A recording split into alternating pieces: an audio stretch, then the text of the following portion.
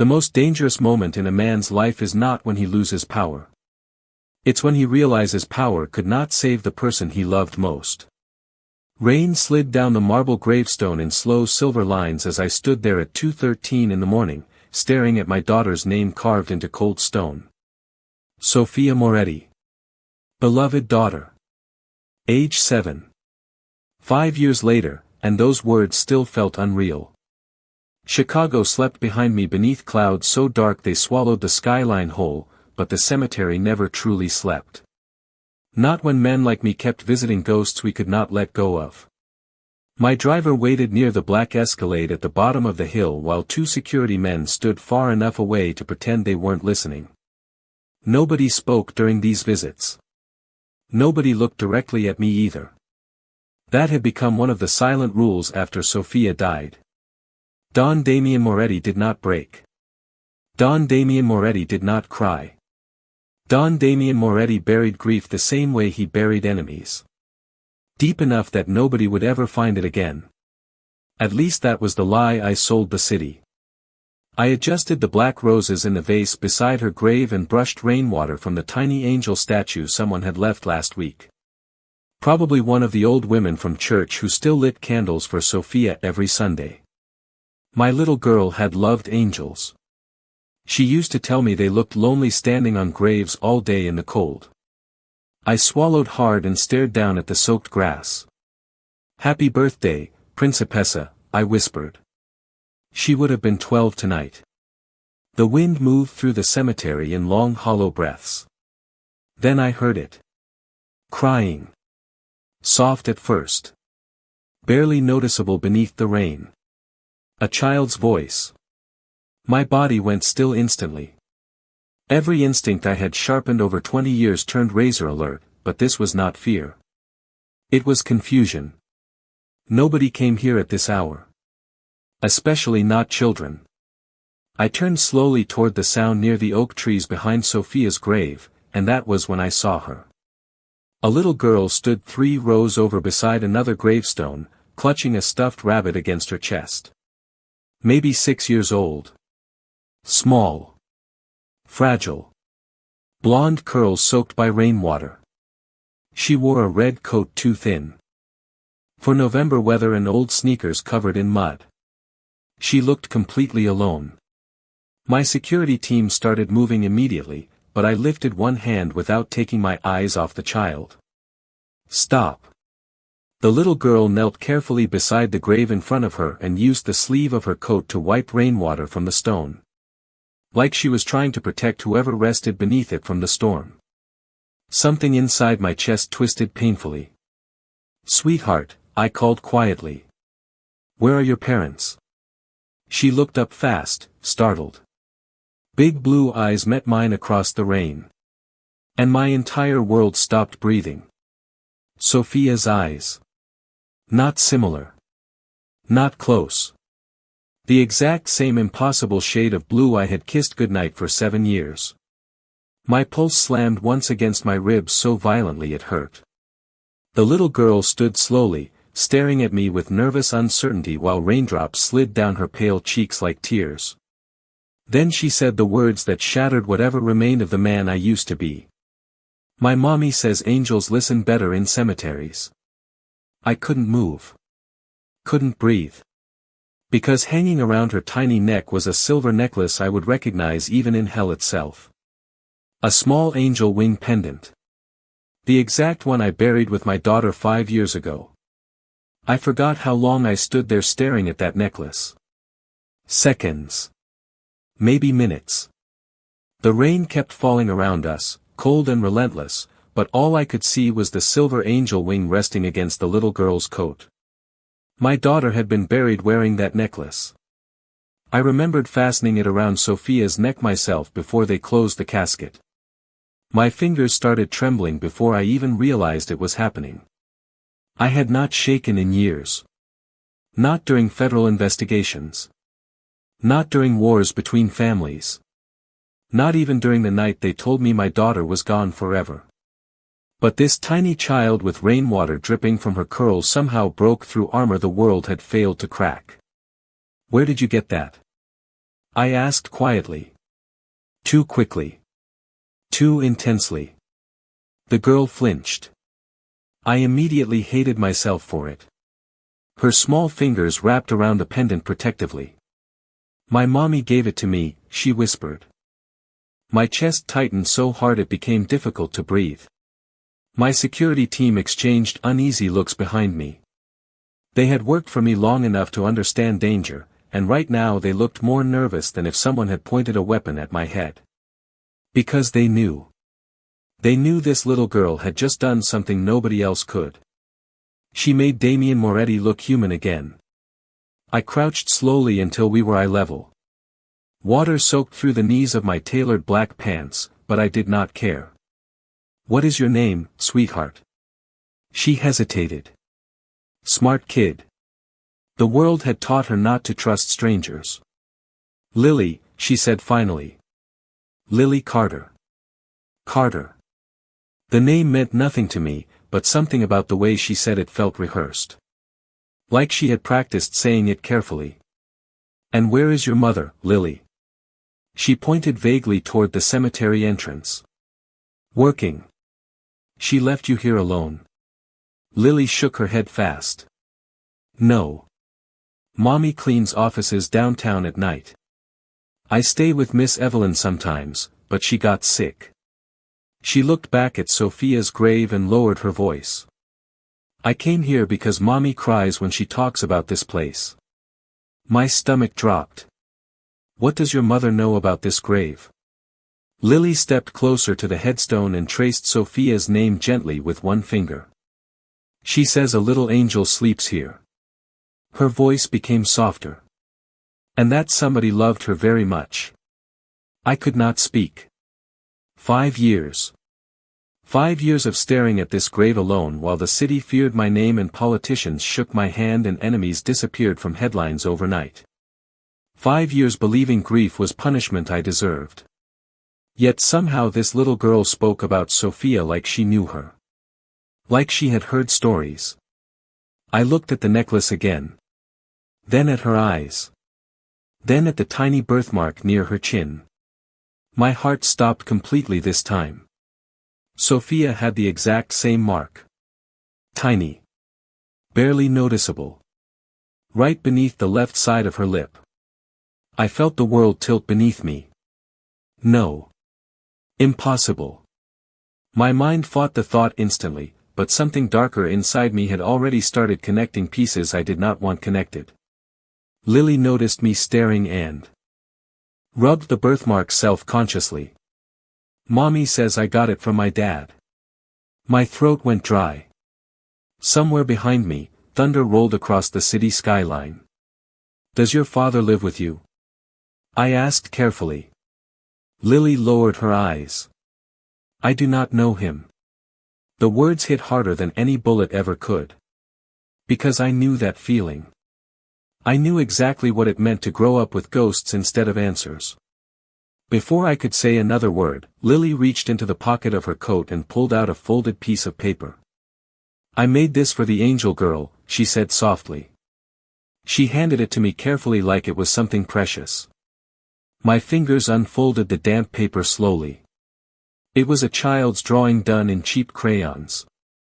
A little girl with blonde curls stood beside a tall man wearing a black coat beneath a bright yellow sun.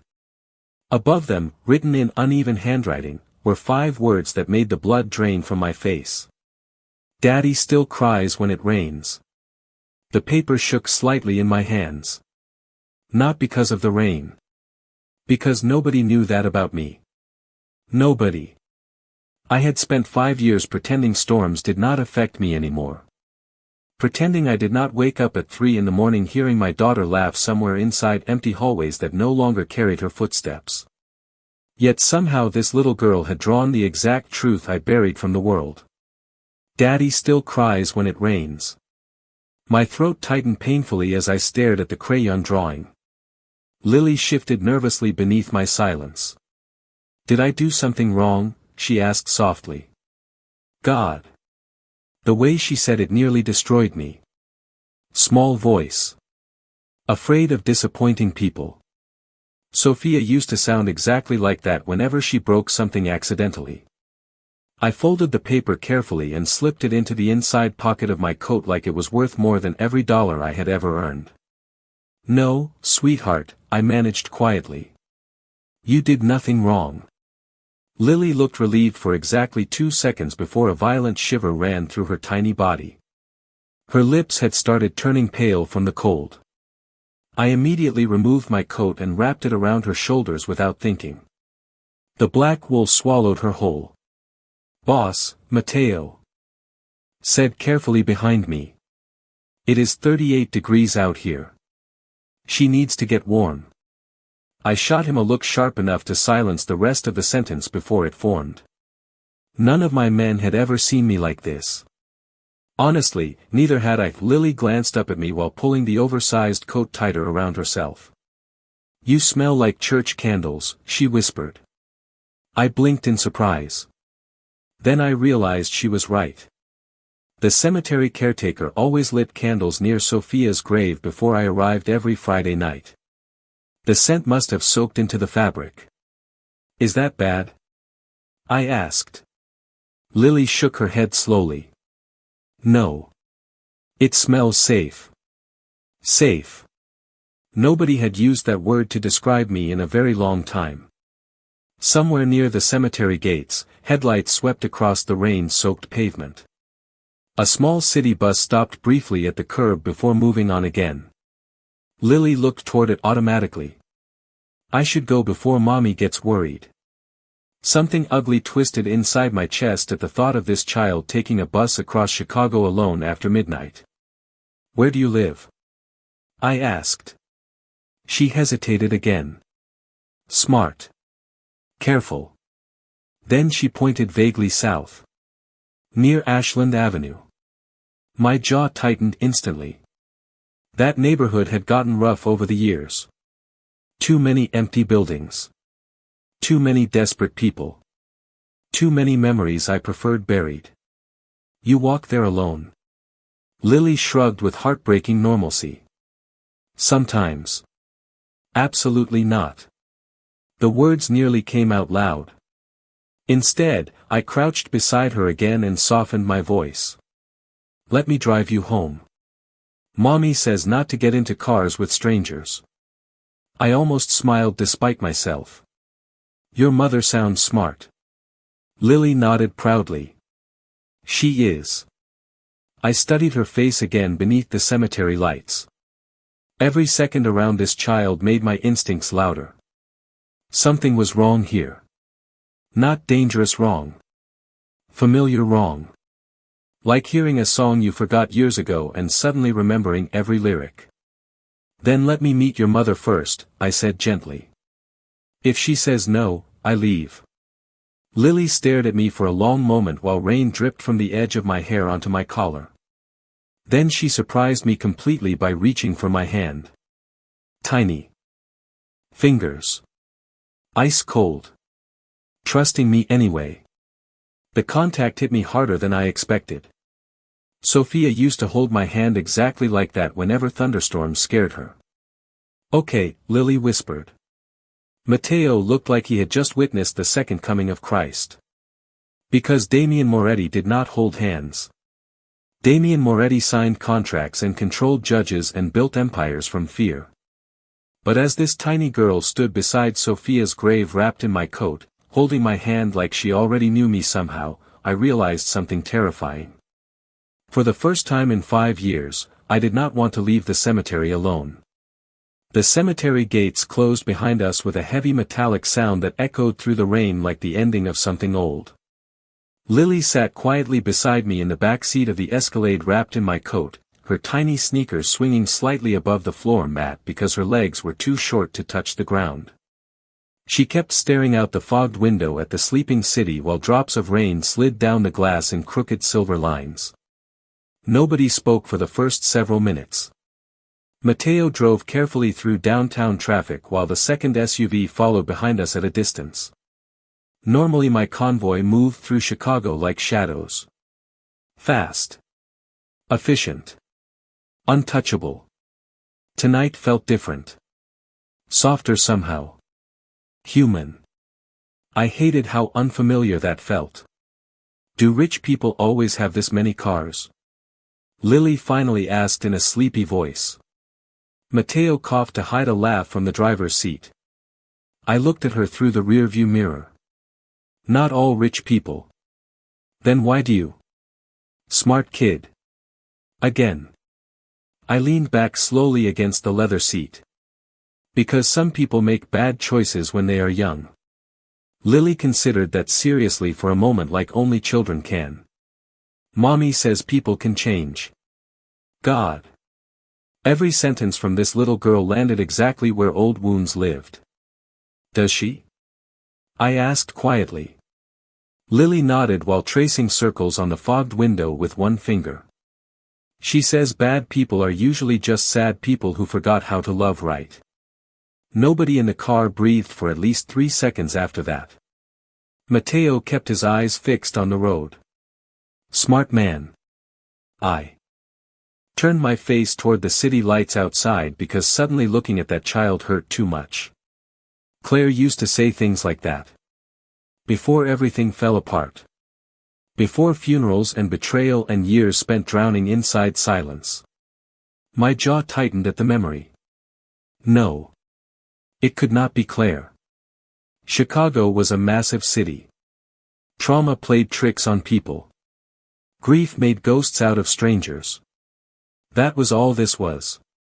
It had to be. What does your mommy do? I asked carefully. She cleans offices at night and paints during the day. Painting.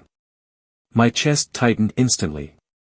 Claire painted sunsets whenever anxiety kept her awake. She used bright colors when she was happy and gray ones when she lied about being fine. I still remembered the smell of oil paint on her sweaters. I still remembered everything. Is she good at it? Lily smiled proudly. She painted angels all over my room. The knot in my stomach twisted harder. What kind of angels? The sad kind. I closed my eyes briefly.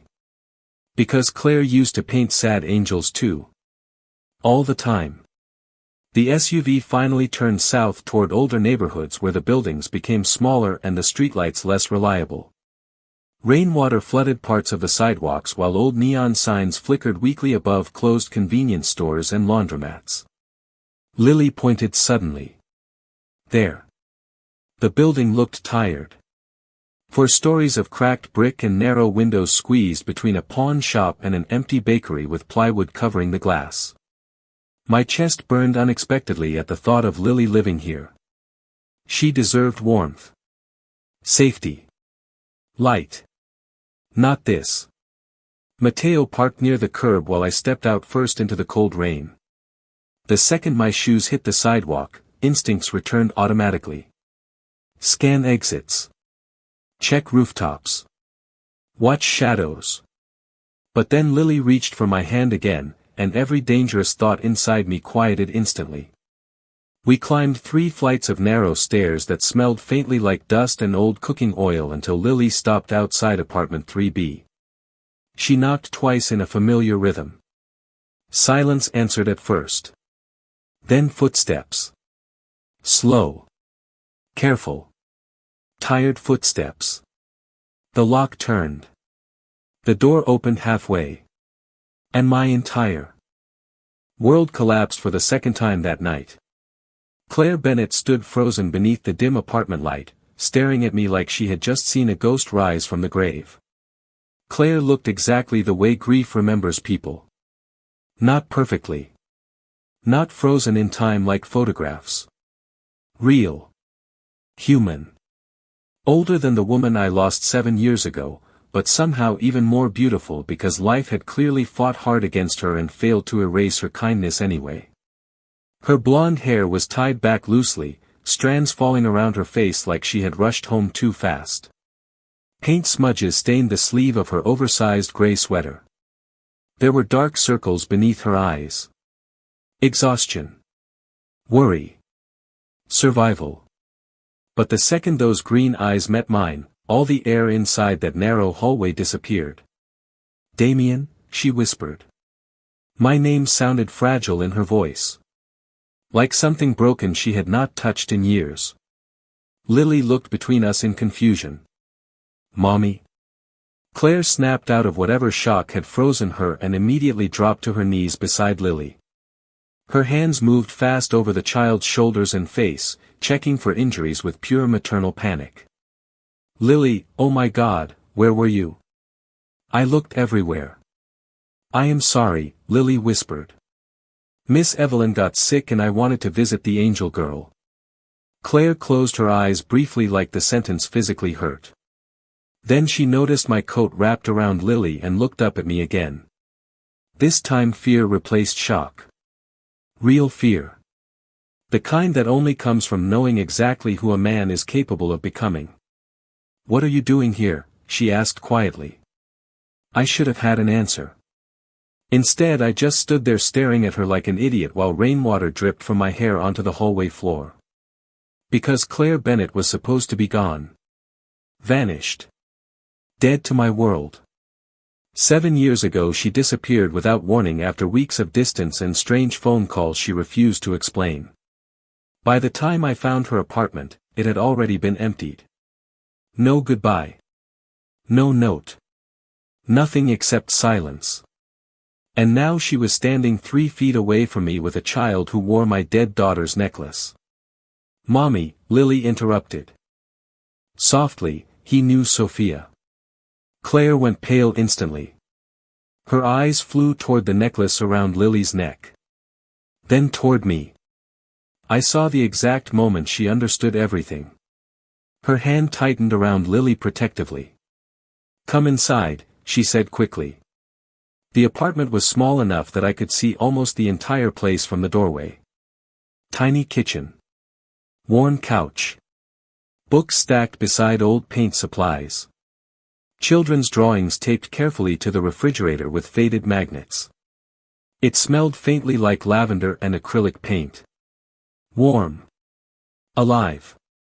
Nothing like the cold emptiness waiting for me downtown inside my penthouse. Lily disappeared toward the bedroom after Claire gently told her to change into dry clothes.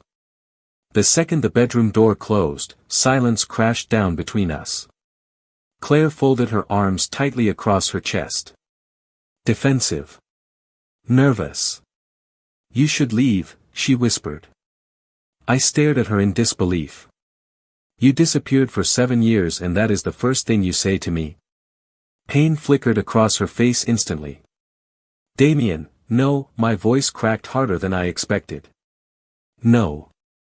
You do not get to say my name like nothing happened. She looked down briefly, and I noticed her hands trembling slightly. I thought you hated me. The sentence hit me like a punch straight to the ribs. Because for years I had tried to.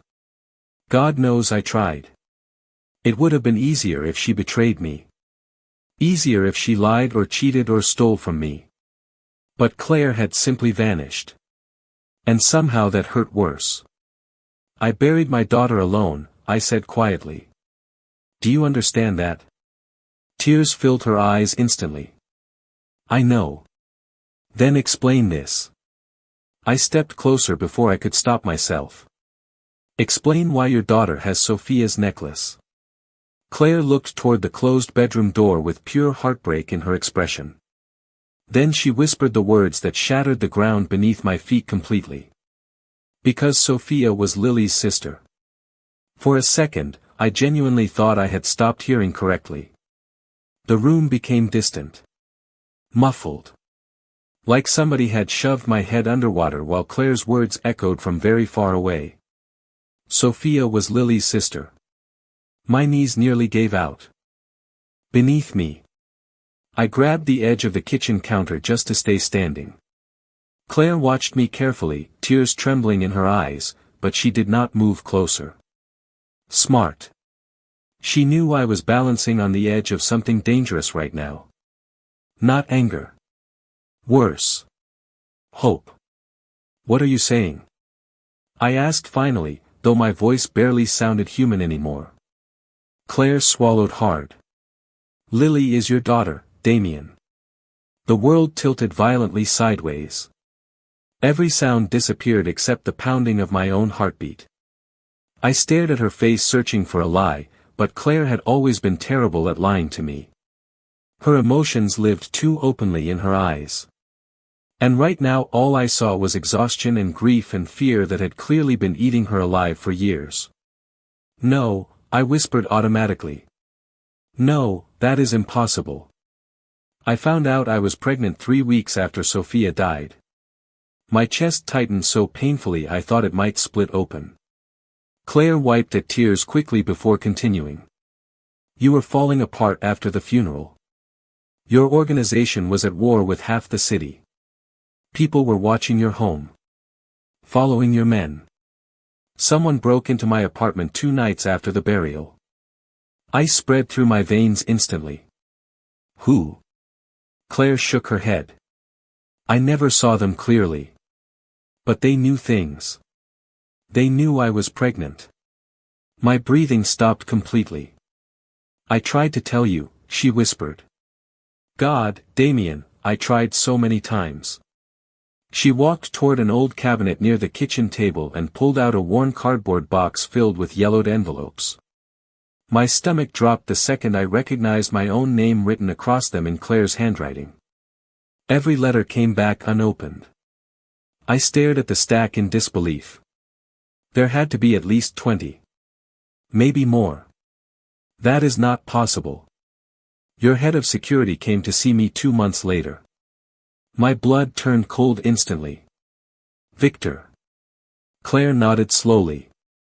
He told me you blamed me for Sophia's death. He said you never wanted to see me again. I saw red for one terrifying second.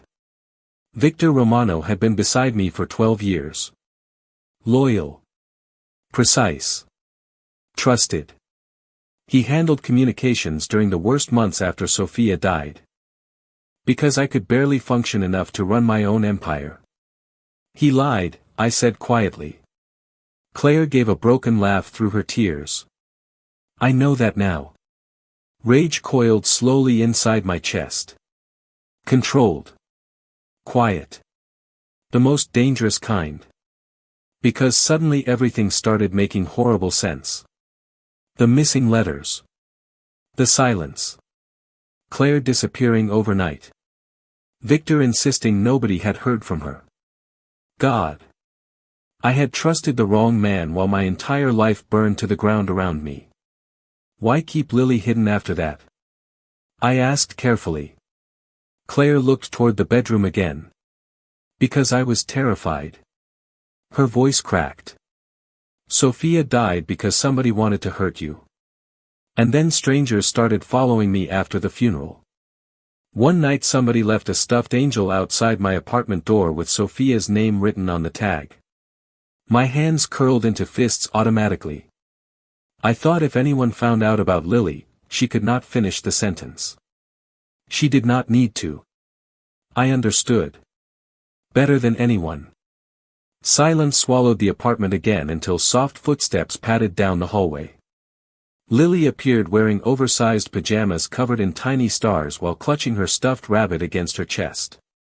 Sleepy blue eyes blinked at both of us. Why are you crying? She asked softly. Claire wiped her face immediately. I could not move. Because suddenly I saw it all. Sophia's eyes. Claire's smile. My mother's stubborn chin. My daughter. My living daughter stood 5 feet away from me completely unaware that she had just brought a dead man back to life. Lily looked between us with sleepy confusion while Claire quickly wiped the tears from her cheeks. Nobody is crying, sweetheart, she whispered softly. Children always know when adults lie. Lily tilted her head slightly and stared directly at me instead. Your eyes look sad. I could not answer her.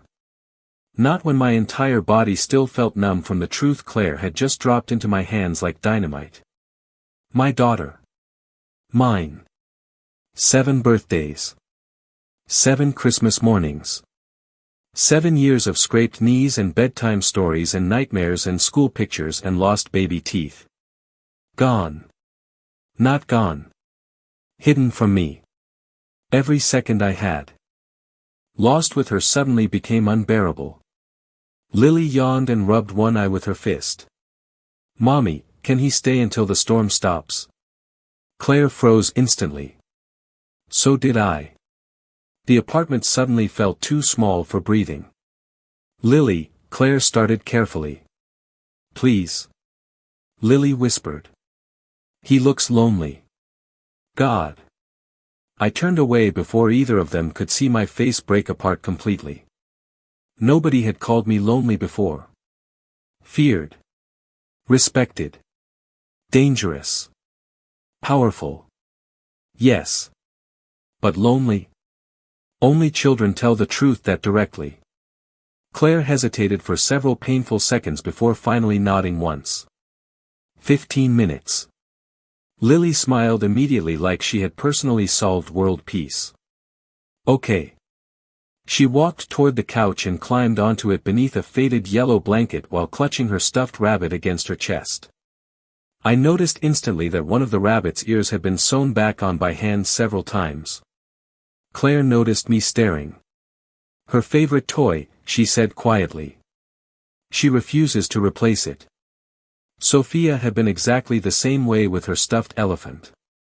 I sat carefully in the old armchair across from the couch while Claire disappeared briefly into the kitchen. My eyes never left Lily. She looked so small curled beneath that blanket while rain tapped softly against the apartment windows. The television in the corner played some old cartoon at low volume, casting warm flickering light across her face. Peaceful. Safe. Mine. The thought hit me so hard I had to grip the armrest. Claire returned carrying 2 mugs of tea. She handed one to me cautiously without letting our fingers touch. "Chamomile," she said softly. "You used to drink it when you could not sleep." The fact that she still remembered nearly destroyed me again. I stared down into the steam rising from the mug. "You remember that?" Claire gave a sad little laugh. "I remember everything about you, Damien." That was the problem. Silence settled between us again. Heavy. Complicated. Lily's eyelids had already started drooping halfway shut on the couch. "Does she know?" I asked quietly. Claire looked toward her daughter immediately. "Our daughter." God. "No," she whispered. "She thinks her father died before she was born." Pain sliced through my chest sharply enough to steal my breath. "Why would you tell her that?" Claire's eyes filled again. "Because the alternative was telling her her father was the most feared man in Chicago." I looked down at the tea in my hands because I could not argue with her. "I would never hurt her." "I know that." Claire's voice cracked softly. "But other people would hurt her to get to you." I hated how true that sounded. Years ago I would have argued anyway. Back then I still believed power could control consequences. Sophia's grave proved otherwise. Lily shifted beneath the blanket suddenly and mumbled something half asleep. Claire leaned closer immediately. "What is it, baby?" Lily blinked tired eyes toward me across the room. "Can he come back tomorrow?" The question shattered something deep inside me because of how naturally she asked it. Like she already expected me to stay in her life. Like some invisible part of her already knew who I was. Claire looked at me silently across the dim apartment. Fear and hope battled behind her eyes at the exact same time. I should have walked away then. Any smart man would have. Because loving someone is the fastest way to give the world a weapon against you. But Lily smiled sleepily from beneath that blanket wearing my daughter's necklace around her tiny neck, and suddenly I realized something terrifying. I would burn this entire city to the ground before I lost another child. I did not sleep that night. I left Claire's apartment at almost 4 in the morning after Lily finally drifted completely asleep on the couch with one tiny hand still wrapped around my finger. She had refused to let go until exhaustion won. I can still feel the warmth of that little hand even now. The city outside looked different when I stepped back into the rain. Smaller somehow. Less important. Mateo opened the SUV door carefully, studying my face like he was trying to understand what remained of the man he worked for. "Boss?" he asked quietly once we pulled away from the curb. I stared out the window at the sleeping street sliding past us in blurred reflections. "Find Victor." Mateo went silent instantly. "Tonight? Now?" He hesitated only half a second. "Understood." Nobody asked questions when I used that tone. Not anymore. The penthouse felt unbearable the second I walked inside. Too quiet. Too expensive. Too empty. Floor-to-ceiling windows overlooked half of Chicago, but for the first time in years I realized I hated the view. There was no life here. No crayons on refrigerators. No stuffed rabbits missing ears. No child laughing at cartoons beneath old blankets. Just silence and ghosts. I loosened my tie slowly while walking toward Sophia's old bedroom. I had not entered it in almost 11 months. The door still opened with the same soft creak. Nothing inside had changed. Tiny white bed. Ballet slippers near the closet. Glow-in-the-dark stars still stuck across the ceiling exactly where Sophia insisted they belonged because real stars get lonely. My chest tightened so painfully I had to stop breathing for a second. Then my eyes landed on the framed photograph beside her bed. Sophia at age 6 grinning up at me while sitting on my shoulders at Navy Pier. Wind in her blonde curls. Blue eyes shining with complete trust. I picked up the frame carefully. "You had a sister," I whispered brokenly. "God. All this time. Lily had existed while I drowned myself in grief beside the grave of another daughter." I sat down slowly on Sophia's bed and covered my face with one hand. For years I blamed myself for failing one child. Now I had to live with the reality that I failed too. My phone vibrated sharply against the nightstand at 4:42 in the morning. "Mateo. Talk." "Victor left his townhouse 30 minutes ago," Mateo said quietly. "He is heading toward Midway Airport." Of course he was. Men run when they smell truth catching up to them. Rage moved slowly through me now. Calm. Focused. Dangerous in ways screaming never could be. "Bring him to me," I said. Mateo hesitated. "Boss, there is something else." My jaw tightened instantly. "What?" "We found records from 7 years ago. Victor ordered surveillance on Claire Bennett without your authorization." Cold spread through my chest like ice water. "How long?" "Almost 18 months. 18 months. My vision darkened around the edges for one terrifying second. He had watched Claire while she carried my child. Followed her while she hid in fear believing I abandoned her. Every protective instinct inside me twisted violently. "There is more," Mateo added carefully. "The men who threatened Claire after Sophia's funeral," silence stretched heavily across the line. "They worked for Victor." I closed my eyes slowly. Betrayal always hurts differently when it comes from someone who stood beside your family. Victor held Sophia at her baptism. Sophia used to call him Uncle Vic. Somewhere deep inside the penthouse, thunder rolled against the windows again. Rain hammered the glass harder now. Storm season in Chicago. Sophia used to crawl into my lap whenever storms frightened her. Lily probably did the same thing with Claire. The thought nearly split me apart. Because suddenly one horrifying realization settled fully into place. Sophia was not random collateral damage in some forgotten war.